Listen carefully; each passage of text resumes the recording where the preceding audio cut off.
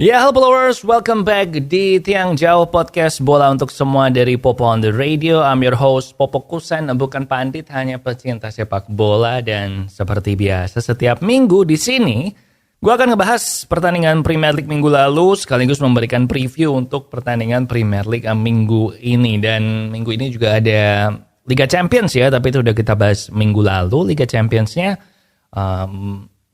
big match-nya siapa aja minggu ini setahu gue ada ini sih. AC Milan lawan Tottenham.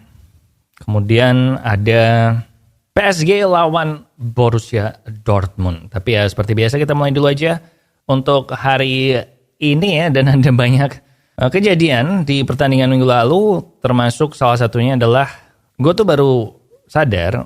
Nanti aja deh ini. Pokoknya intinya ada banyak kejadian lah. Terus si Paul Pogba kena kasus doping. Terus ada Mason Greenwood, pemainnya Man United yang dipinjamkan ke Getafe. Terus dia waktu debutnya itu kasihan banget dia di abuse ya. Bahkan ada Chan yang ngata-ngatain supaya Greenwood lu mati aja kayak gitu. I mean, serem gak sih kalau lu main bola terus dibilangin lu mati aja lah ya gak sih?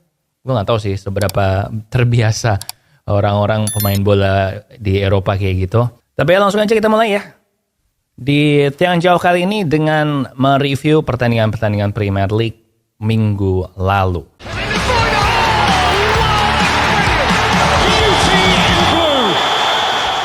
Nah yang pertama ada Arsenal lawan Everton 1-0 yang menurut gue harusnya skornya tidak 1-0 ya. Nah yang mau gue bahas di sini adalah tentang peraturan offside yang baru yang menurut gue sih perlu direvisi ya, dan VAR segala macam juga. Ini terutama berkaitan dengan golnya Martinelli yang menurut gue harusnya nggak offside man. Jadi ceritanya si Gabriel itu mau ngoper ke Declan Rice kan, dia ngopernya tuh umpan silang gitu loh, kayak semacam crossing gitu, pokoknya square pass, kemudian diintercept sama Beto, kemudian bolanya ricochet gitu kan, kena kakinya Beto terus mental ke arah yang completely different direction sama si Nketiah. Nah Nketiah ini lagi offside waktu bolanya dioper, tapi kan itu nggak ngefek soalnya umpannya tuh bukan buat Nketiah, dan gara-gara ke deflect baru bolanya ke arah yang berlawanan, terus Nketiah datang nih menjemput bola nih, terus habis itu dioper ke Martinelli, kemudian gol. Nah tapi menurut peraturan gara-gara kena kakinya Beto ini tuh itu membuat si Martinelli, si Nketiah ini jadi dianggap offside, sehingga akhirnya golnya itu dianulir. Padahal menurut gue, kan ini kena kaki musuh, harusnya nggak offside dong. Kayak nggak tahu lah, menurut gue tuh peraturan offside itu pertama kali diciptakan untuk mencegah supaya nggak ada orang-orang yang sengaja berdiri offside, nungguin di depan gawang aja, biar nanti tinggal dioper bolanya terus gol. Cuma buat mencegah itu sebenarnya. Nah kalau sekarang kayak gini kan, jadi kayak apa ya, mengurangi keindahan sepak bola sih. Kayak bola yang terus di-intercept, tapi terus ke deflect, terus ngarah ke situ. Itu kan salah satu hal random di sepak bola yang membuktikan kalau apapun bisa terjadi di lapangan kan. Gue baru pertama kali nih ngoceh lama banget ngebelain Arsenal lagi. Tapi harusnya nggak offside sih menurut gue ya. Kemudian next, kita bahas Man United lawan Brighton kalah 1-3. Dan ini kemenangan keempat beruntun Brighton lawan Man United dengan dua pelatih yang berbeda ya, pakai Graham Potter, kemudian ada si De Zerbi, dan ini juga si MU ini terakhir kali kalah di kandang sebelum lawan Brighton ini adalah lawan Brighton juga di opening weekend musim lalu. Waktu itu kalah 2-1 sama Brightonnya Graham Potter, dan sekarang kalah lagi. Dan yang menarik adalah kalau yang 2-1 lawan Brighton musim lalu itu sebenarnya harusnya mungkin bisa seri karena terakhir-terakhir MU-nya ngurung si Brighton. Nah yang kalau ini tuh tidak bisa diperdebatkan, memang Brighton mainnya lebih bagus, ball possession lebih banyak, peluang lebih banyak, dan I don't know, maybe dari 90 menit mungkin MU main lebih bagus di 5-10 menit pertama, tapi di sisanya itu lebih bagus Brighton semua. And sebagai fans MU gue ngelihat kayak frustrasi sih, walaupun udah kelihatan si Ten Hag pengen mainnya gimana. Jadi sekali lagi gue memohon kepada fans MU supaya jangan meminta Ten Hag dipecat, karena gini, musim lalu Ten Hag itu nggak bisa mempraktekkan gaya main yang dia mau ke tim MU karena kipernya De Gea nggak bisa main kiper kayak Ederson gitu tuh nggak bisa. Jadi dia tuh terpaksa si Ten Hag harus lebih pragmatis ya, harus lebih mainnya nggak bisa yang pengen dia mau. Nah mulai musim ini dia udah bisa nih karena kipernya udah Onana. Nah tapi butuh waktu dong. Walaupun kesannya kayak kok mulai dari awal lagi sih Po, dan De Zerbi juga bisa pula. Tapi kan De Zerbi pemainnya udah dilatih kayak gitu buat main kayak gitu sama Graham Potter. So ini sih MU masih butuh waktu. Onana butuh segera tampil bagus ya, karena kemarin waktu lawan Brighton dia mainnya jelek sih, nggak cuman shot savingnya, shot stoppingnya, tapi juga passingnya, umpan-umpan jauhnya dia kayak nggak akurat gitu. Padahal kan dia dipilih karena harusnya umpan-umpannya akurat. Nah waktu lawan Brighton kemarin kurang bagus. Jadi perlu segera ada perbaikan di semua lini, tapi everything starts from Onana kalau menurut gue. Sekarang kita ke Man City. Man City lawan West Ham United ya, menang 3-1 di kandangnya West Ham. Dan si City ini menciptakan, lu ingat gak sih waktu dulu zaman akhir tahun 90-an awal 2000-an di mana banyak tim yang masih pakai 2 striker di depan. Jadi kita mengenal pemain-pemain yang duet striker di depan itu kayak Roro kan, Ronaldo Romario di timnas Brasil, terus ada Dwight Yorke, Andy Cole di Man United. Juventus ada Filippo Inzaghi, Del Piero, timnas Italia ada Vieri, Del Piero. Nah ini City sedang mencoba menciptakan partnership yang baru, yaitu Erling Haaland dan Julian Alvarez. Mereka sekarang sering main bareng, terutama karena Kevin De Bruyne cedera ya. Dan mainnya kayak zaman dulu gitu, kayak Rooney Nistelrooy gitu kan. Jadi Nistelrooy atau Haalandnya di depan, terus Rooney-nya sedikit di belakang. Ini Alvareznya juga sedikit di belakang, kemudian bisa lari ke sayap, bisa lari ke nerobos ke depan buat diumpan sama si Haalandnya ini. Dan ini kelihatan bekerja banget sih buat City ya, karena dari 14 gol Man City di Liga, 11 diantaranya itu diciptakan oleh Haaland atau Alvarez. Baik mereka yang ngegolin atau mereka yang assist. Dan menurut gue saling melengkapi sih si Alvarez sama Haaland ini. Kemarin Alvarez 2 assist, dan sebagai striker posisi pemain depan dia udah melakukan passing lebih dari 192 pas. Ini lebih banyak 2 kali lipat dibandingkan striker lain yang melakukan passing di depan. Jadi ini menurut gue keren sih.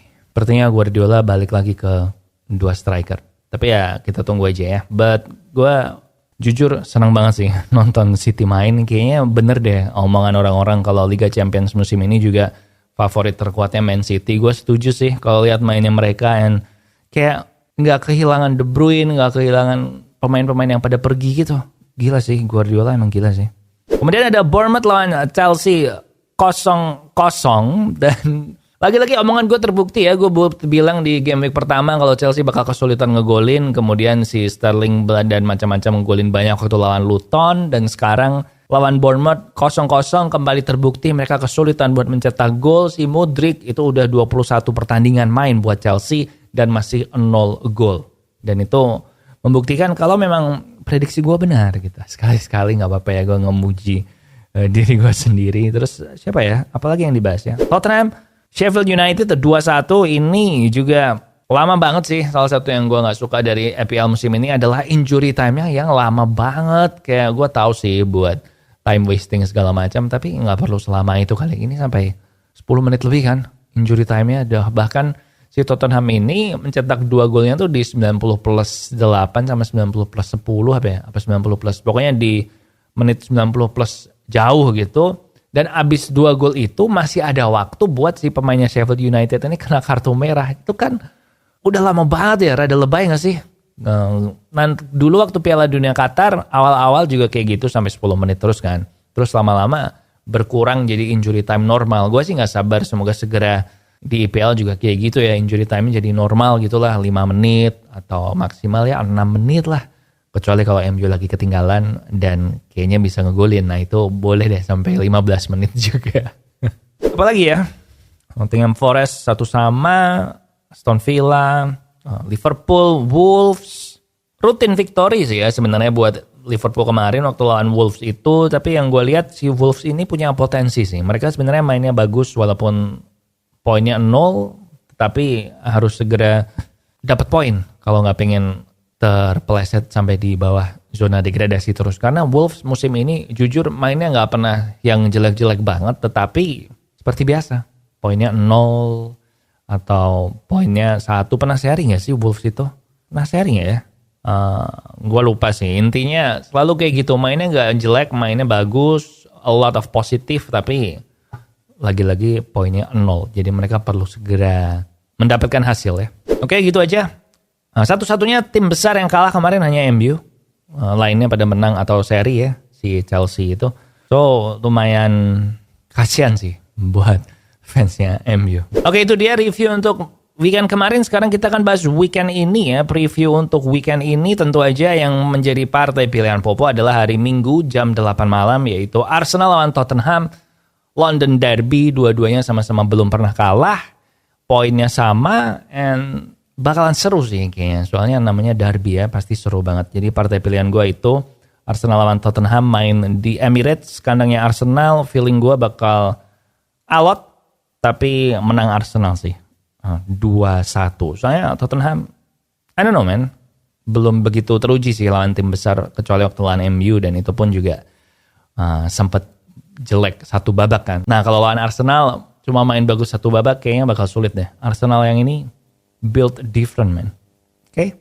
Apalagi ya, kalau lo pengen lihat banyak gol, hari Sabtu jam 9 ada Man City lawan Nottingham Forest. Walaupun City bakal main Champions League, tapi lawan Forest sih mestinya ngegolin banyak sih, minimal 4-0 ya prediksi gue.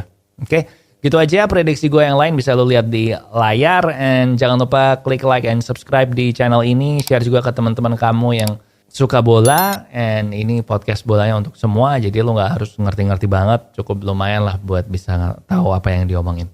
Oke? Thank you for watching. Di sini Popo Kusain, and I'll see you when I see ya.